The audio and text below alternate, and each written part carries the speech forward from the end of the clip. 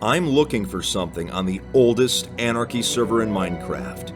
If you can help me find it, I will pay you $2,000 cash. That should tell you how serious I am about this. Now, what am I looking for?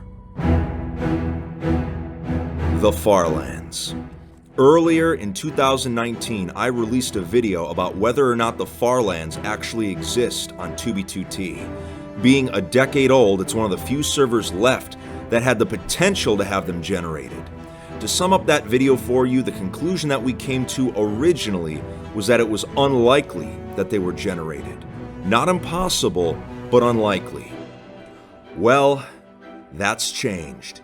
Recently, new information has come to light, and I've been given reason to believe that they actually do exist. And now I want to find out the truth. So today I'm going to discuss why I'm offering this bounty, how the bounty is going to work, and I'm going to give you what information that I have to hopefully help you in your hunt. We have a lot to discuss today, especially now that money is on the line.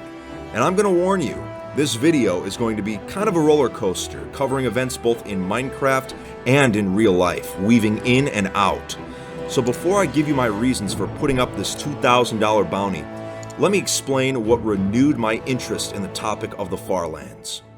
A few weeks ago, I was at TwitchCon since I'm part of SMP Live, and we spent the whole weekend hanging out and meeting up with fans. I had a lot of time to talk to AntVenom, who is one of the biggest Farlands enthusiasts in Minecraft.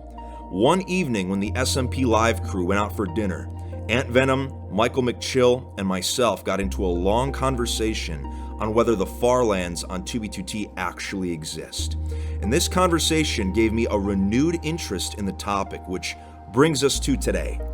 Why am I offering $2,000 for this bounty? Well, the first reason is that new information has come to light. Whenever I do research for 2b2t history videos, in order to make them as historically accurate as possible, I consult members of the community and longtime 2b2t players. One of my most trustworthy sources is XCC2. Since he is one of the longest active players and has played since the birth of 2b2t, he's an encyclopedia of knowledge, player histories, and all sorts of events. He helped me with my original Farlands video, but when I asked him about the Farlands again recently, he presented some new information that we hadn't discussed before and honestly kind of shocked me. He said, and I quote, "My recollection is that the Farlands were generated with a teleport hack using FreeCam. When Pop Bob had his back door, he never talked about the Farlands or mentioned teleporting out that far. But we had a brief 2-day hack where you could use FreeCam, and it was something like this. You go into single player and teleport to some coordinates and turn on FreeCam. Now, for those of you that don't know, in a hack client, FreeCam just lets you move out of your body and control the camera. Then you quit and go to multiplayer, go to 2b2t, leaving FreeCam on, and boom, when you log in, you're at the coordinates you were at in single player. I remember getting online, and X0XP told me how to do it. We immediately teleported out to Polly the Parrot's stash and got illegal items. But I think Police Mike had gone to the Farlands and shared a screenshot. There would be no path to the Farlands chunks.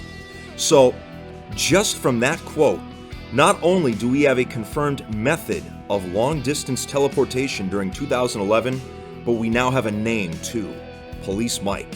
Now, just so you're aware, there's some drama surrounding that name that is important for this hunt.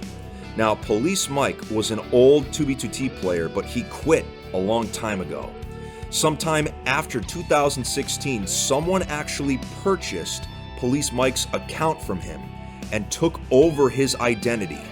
We're talking Discord name, everything was in Police Mike's name. For quite some time, the community believed that the fake Police Mike was actually the real one. It wasn't until earlier this year that he was outed as being a faker. So the original Police Mike, who supposedly went to the Farlands, is long gone. And I'm not aware of any way to get in touch with him. But moving on, the line, "there would be no path to the Farlands chunks," is very important. Normally on 2B2T, you can follow pathways of previously loaded chunks to find bases. In Future Client, these pathways are shown with a red grid pattern. So wherever the Farlands are, they would not have a path of chunks leading to them since they were teleported to. Overall, this new development leads me to believe that not only are the Farlands possible on 2B2T, there could be old players from 2011 sitting on the coordinates. So the second reason I'm offering this bounty is to draw out the old players. If one of them, especially the original Police Mike, has proof of the Farlands on 2B2T, this cash might be enough to draw them out and bring them back to the community. It's a long shot, but it's worth it. The third reason I'm offering this bounty is because at the end of the day, I love 2B2T. There's no other server like it. I've played on it for the majority of its lifespan. Long before I became a YouTuber, I was just a normal 2B2T player. Well, as normal as you can be playing in this place. But I was born in the lag. The Farlands are one of the last great mysteries still unsolved on the server, and the truth about this history is more important to me than money. But the final reason is to give you a chance to make history. To find this location would make you a 2B2T legend practically overnight. To say that you found the most sought-after place on the oldest anarchy server in Minecraft, and you got paid thousands to find it, I feel like it would give you some bragging rights. Whether you just joined yesterday or you're a 2B2T veteran, maybe this challenge is what you've been waiting for. So now that I've told you why I'm offering the bounty, let's talk about how the bounty is going to work. Because money's involved, obviously we have a system in place to ensure that it goes to the right person, or potentially people if you decide to split it. We have a few steps in place to prevent hoaxes and people faking it, since fake Farland claims have been an issue in the past few years. To ensure that the bounty can be claimed legitimately, there are 3 steps you must take in order to claim the reward. Number 1, post the coordinates publicly. This is so that multiple players will be able to verify that the Farlands exist in that location. In the past, fake screenshots have been an issue, and every single one of them was posted without coordinates. So if you find them, you'll have to post them publicly. Now, where you choose to post them is up to you. And I understand that posting coordinates publicly could actually spell disaster for those Farlands, but if we ever want to find out the truth, we need to accept the reality of what might happen to them should they be found. Step 2, get into contact with me immediately. Whether you message me on Discord, on Twitter, on Instagram, it doesn't matter, but I'll be checking messages. Now, this third step is going to seem a bit extreme, but there's a reason for it, as it's going to eliminate all of the fake claims. Step 3, let me log into your account so that I can verify the Farland's location on 2B2T. It sounds crazy, but this is to combat the issue of players going out into the millions and building fake Farlands chunks using baritone bots and schematica.